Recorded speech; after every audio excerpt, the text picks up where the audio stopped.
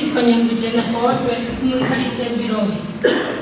Jewe nk'abandi taraza nari umuntu yavomera amazi abantu, kandi iyo ntarose uwo mvomera sinafungura n'umwana ntiyafungura kubera ko mugabo yari yantaye mfise inka.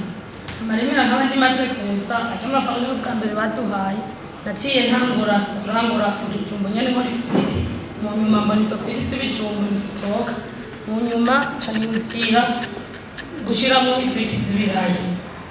Ndakora izo firiti z'ibirayi ari bwa kabiri yaduhaye ca ndongereza umutabura ugwiriye, mu nyuma ca nika umugambi wo kugura impene.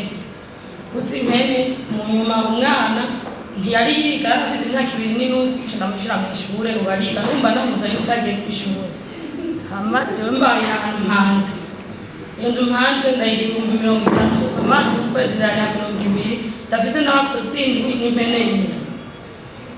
Hama naraguze na parasera 500.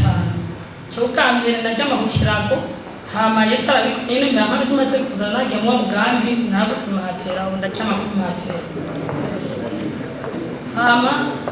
Hama harageze igihe baduhaye 500, ca ndarangura intete z'ibigori ndaziranguye, mu nyuma ndazidandaza inyungu nyene ca ndongereza ndagura impene. Ubu dukina ikirimba turi abantu 65 ku munsi ntangaye 24,000, nko mu ndwi nzohembwa 1,300,000. Hama rero ku Noweli hageze nararavye hariho abantu batashikiye umugambi bari musi je yaho nari, ca ndabagira umunsi mukuru, ca ndagura 200 vy'ibiharage n'200 vy'ubufu n'amasabuni 20, ubusashe rero bw'ibihumbi 70.